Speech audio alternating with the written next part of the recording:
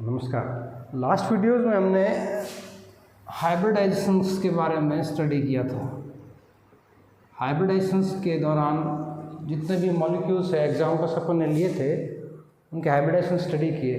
अब हाइब्रिडाइजेशंस के बाद में हम किसी भी मॉलिक्यूल्स है उसकी शेप की स्टडी करेंगे। शेप स्टडी करने के लिए अपने को उसके अंदर बॉन्डिंग इलेक्ट्रॉन पेयर और नॉन बॉन्डिंग या कह सकते हैं कि लॉन पेयर ऑफ इलेक्ट्रॉन्स पता होने चाहिए, क्योंकि शेप में सिर्फ बॉन्डिंग इलेक्ट्रॉन पार्टिसिपेट करते हैं जबकि लॉन पेयर पार्टिसिपेट नहीं करता। जैसे sp3 हाइब्रिडाइजेशंस के जितने भी एस्पेक्ट्स है अपन उसकी स्टडी करेंगे। sp3 हाइब्रिडाइजेशंस में अगर कोई भी लॉन पेयर नहीं है, नो लॉन पेयर, तो उसकी जो शेप है वो रेगुलर होगी। इसकी रेगुलर शेप का मीन्स है कि उसकी शेप होगी टेट्राहेड्रल। टेट्राहेड्रल दैट मीन्स इस तरीके से।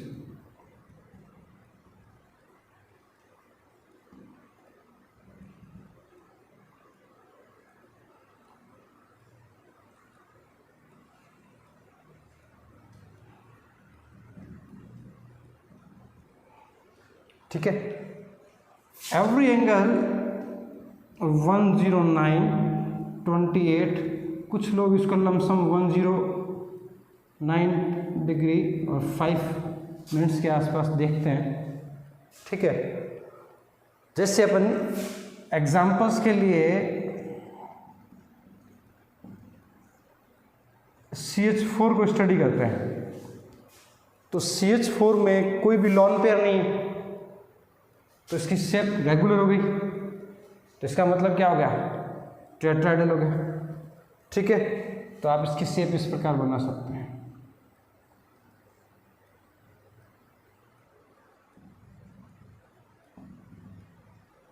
ठीक,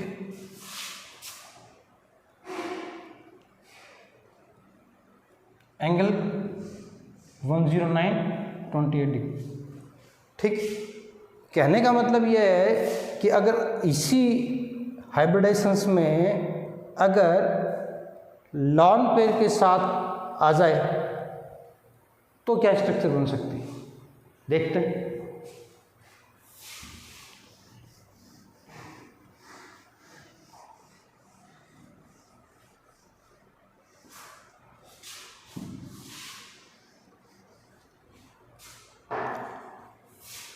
sp3 है, हाइब्रिडाइजेशन है, और उसमें 1 लॉन पेयर, तो लॉन पेयर है वो क्या नहीं कर पाता, शेप में पार्टिसिपेट नहीं कर पाता, तो स्ट्रक्चर है वो रेगुलर नहीं रह पाके ना होकर इर्रेगुलर हो जाएगी। जैसे फॉर एग्जांपल अपन अमोनिया की बात करते हैं। अमोनिया का हाइब्रिडाइजेशन अपन स्टडी किया था sp3 और उसमें 1 लॉन पेयर पाया है। तो अगर कार्बन के अकॉर्डिंग इसकी स्टडी करें तो मान लीजिए उसका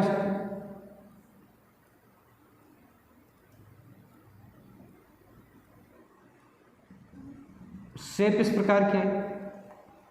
ठीक है, सेंट्रल जो एटम है वो नाइट्रोजन हुआ और एक लॉन पेयर, तो आप इस लॉन पेयर को देख लीजिए।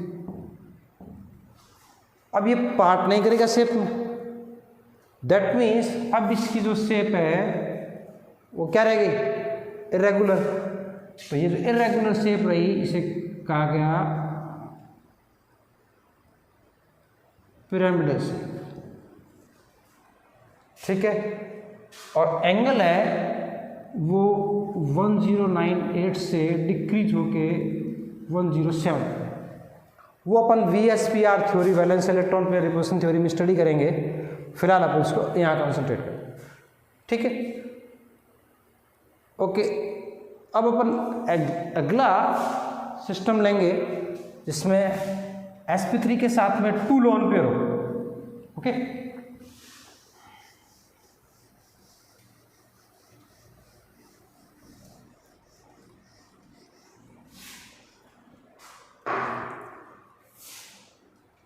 sp3 प्लस 2 लोन पेयर,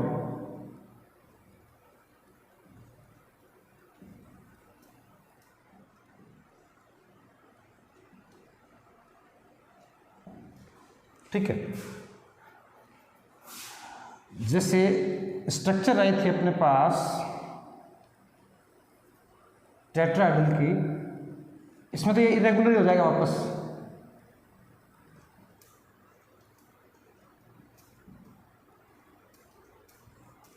कैसे? देखिए, रेगुलर शेप्स में अपने पास इसकी जो शेप थी वो टेट्राहेड्रल थी, ठीक है। अब इसमें 2 लोन पेयर आए,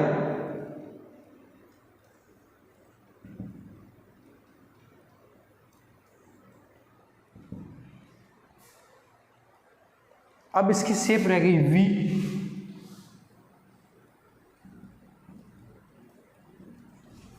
क्योंकि ये तो एक्ट करेंगे नहीं शेप में, ठीक है।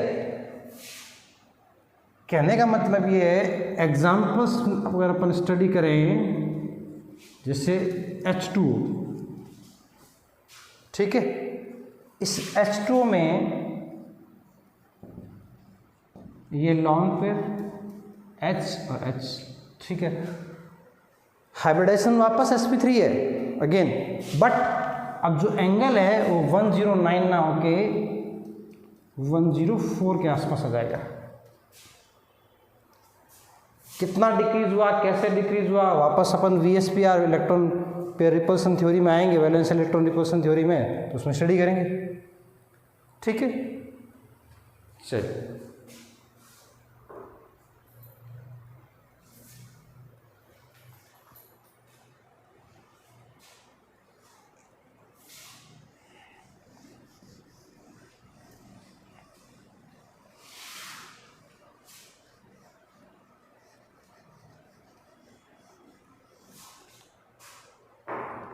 इसी प्रक्रम में sp3 हाइब्रिडाइजेशंस में 3 lone pair,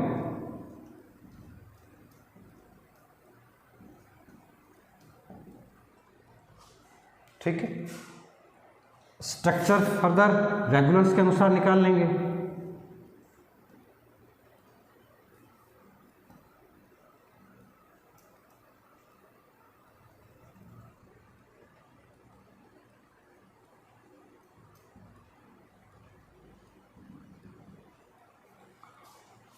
three lone pair आने की कंडीशंस में कहीं भी आप लॉन पेयर लगा दीजिए।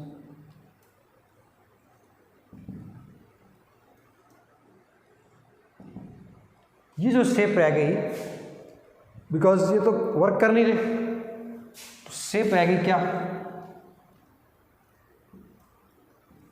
इरेगुलर। इरेगुलर में भी कैसा कैसा शेप आएगा, linear.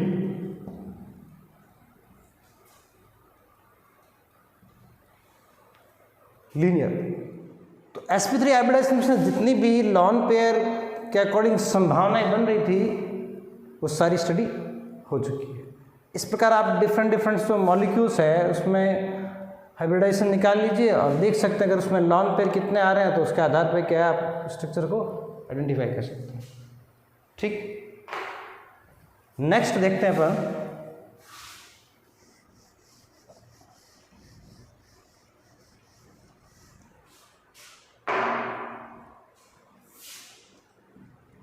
sp2 hybridization plus no lone pair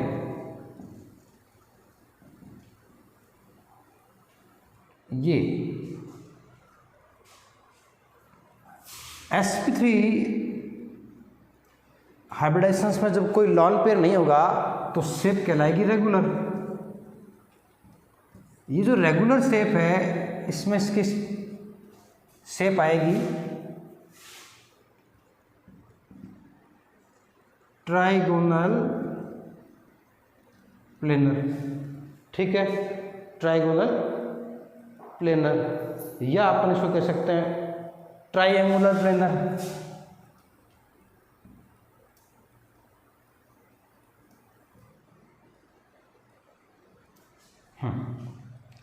ठीक है, इसको आप इस प्रकार स्टडी कर सकते हैं। सेंट्रल एलिमेंट है, सेंट्रल एलिमेंट से ये बन जाएगा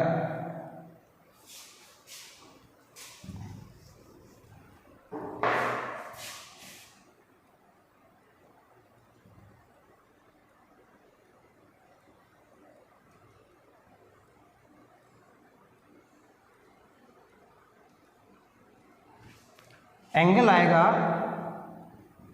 120 डिग्री। एग्जाम्पल्स अगर अपन स्टडी करना चाहें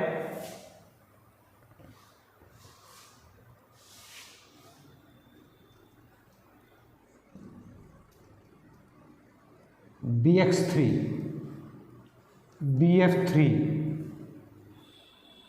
BCL3, इस टाइप्स के जितने भी एग्जाम्पल्स है इनमें कोई लॉन पेयर नहीं है, हाइब्रिडाइजेशन sp2 है, रेगुलर शेप बनेगी ट्राइगोनल प्लेनर या ट्रायंगुलर प्लेनर। ठीक है, एंगल रहेगा 120। अब इसी स्टेप्स में आगे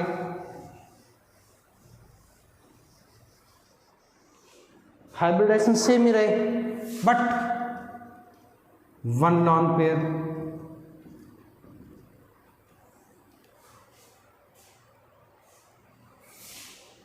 पुरानी थीम्स लीजिए आप। ठीक है, ये आपका सेंट्रल एलिमेंट लॉन पेयर है, वो शेप मैक नहीं करता। दैट मीन्स आप यहाँ रख लीजिए इसको। शेप कैसी आ जाएगी इसकी? इर्रेगुलर।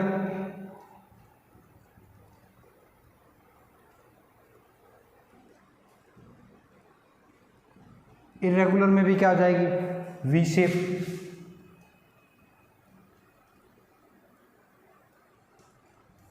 बट एंगल अलग अलग हो सकता है। कैसे? जब वैलेंस इलेक्ट्रॉन पे रिपल्सन देखेंगे तो उसकी थ्योरी देखेंगे तो पता चलेगा इसमें और इसमें रिपल्सन कितना होगा, बॉन्ड पेयर और लॉन पेयर में। तो एंगल्स अलग अलग हो सकता है। ठीक है, शेप यही आई। इसमें आप एग्जांपल ले सकते हैं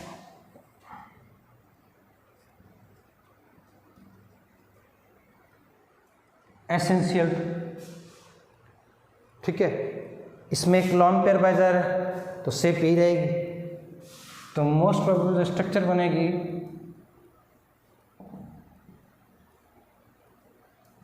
इस टाइप्स की बनेगी। ठीक है, वी शेप कह सकते, एंगल अलग हो सकता है। ठीक है, चलिए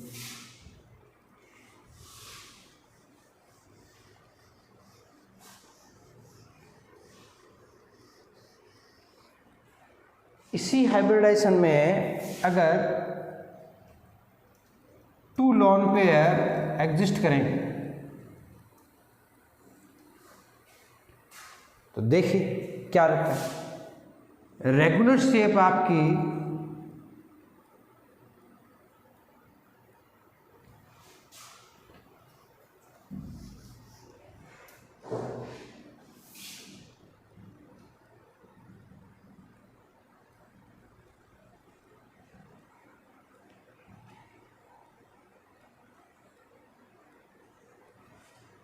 ट्राइगोनल प्लेनर।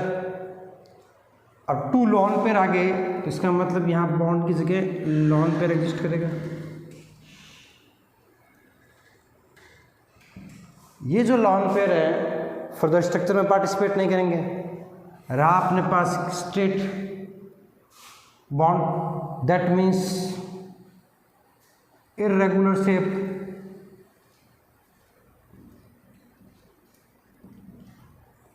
शेप कैसी, लीनियर, और लीनियर का जो एंगल होता है हमेशा कितना होता है, 180।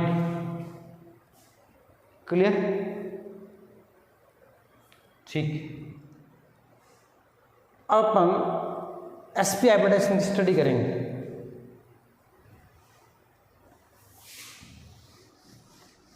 क्योंकि इसमें तो इससे ज़्यादा हो नहीं सकते।